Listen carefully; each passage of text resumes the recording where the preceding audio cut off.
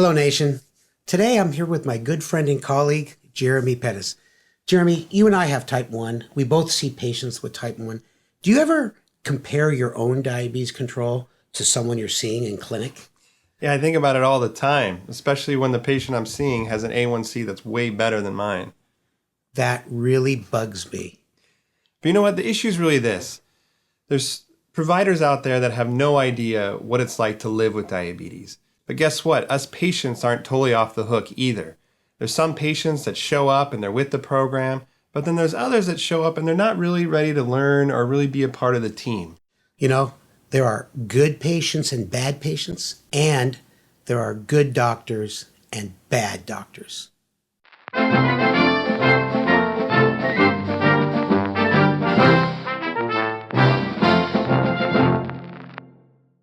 Hey, good to see you.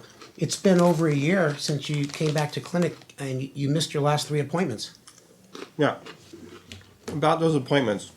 So sorry, that was my ex-wife.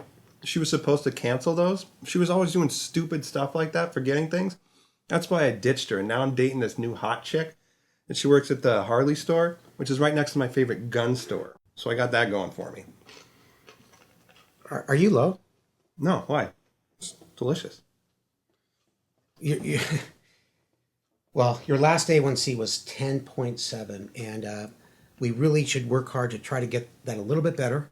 Did you bring in your logbook or your glucose meter that we could maybe make some really important insulin adjustments? You know, I wanted to tell you about that because that actually got stolen out of my Bentley.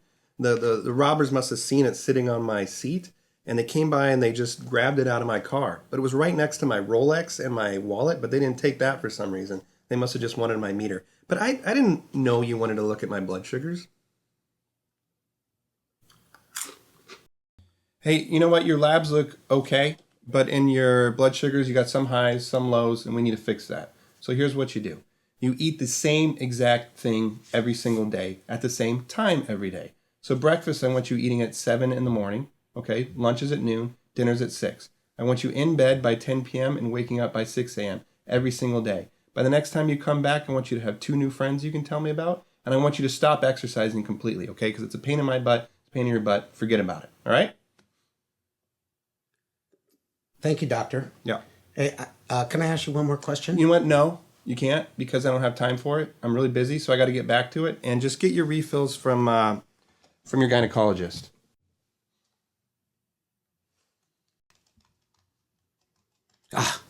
My last patient took over an hour. It just leaves us a couple minutes for you. Hey, your A1C, I just checked the electronic medical records, and it was extremely high, 7.1%. You know it's supposed to be below 7. You're going to develop complications. You're going to lose your eyes. You're going to go on dialysis. In fact, you might develop erectile dysfunction. And if you do, I got some Cialis samples, no, these are mine. I can get you some more later on. Okay. Well, I know we got to rush, but I organized my blood sugars over the last 3 months. I put them in a spreadsheet that I made for you to go over. And I've just been having a lot of problems with lows, and I thought maybe you could look at my blood sugars and help me out with that. Sure. Because, you know, I can see how I've kind of organized them. You know, it looks like all of your numbers are below 180, except this one value that's above 200. What did you do wrong? You know, that was my birthday, and I ate maybe a little bit more than I should have. You know, I'm really sorry. I hate letting you down and everything. I'm sorry. I got to get ready for my next patient. I'm going to grab a bite. You want a Twinkie? Well, sure. No, diabetics can't eat sweets. I think it's time to go. Hey, buddy, thanks so much for coming in to see me today. I just wanted to talk to you a little bit about what you really struggle with your type 1 diabetes. Hey, yeah. Let's go to that bar tonight. No, I'm not doing anything important right now. Just text me the address, and I'll meet you in about half an hour. Cool. What was that? Just talking about your diabetes. You know, what do you struggle with? You know what I really need? I need my prescriptions refilled. I have 7 prescriptions to be refilled. They've all expired. And the other thing, too, is I'm applying for disability, and I also lost my license. I got a little fender bender while I was low. I don't have a primary care doctor to fill these out. You know, you gave me that list, but I lost it. And Wonder if you can fill these out for me. Sure. I'm happy to help. So I'll get to this later tonight when I'm home with my kids. But I'll definitely do the refills right now. And but can we just talk about your diabetes? But you know what? First, I just got to say, your receptionist hassled me for the $2 copay. And it's not my fault I was 45 minutes late again. And you know what else? Those magazines in your office, they suck.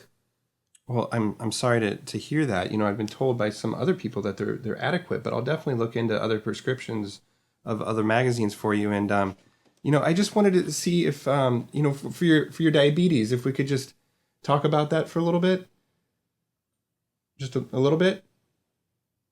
3, action. So, as we've seen, some providers and some patients just don't quite get it yet. So that's why I'm so glad that we've created weareonediabetes.org.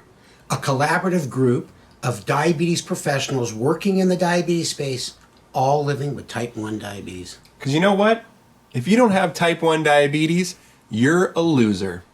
Yeah. Hey, let's drink to that. Absolutely. So long, nation.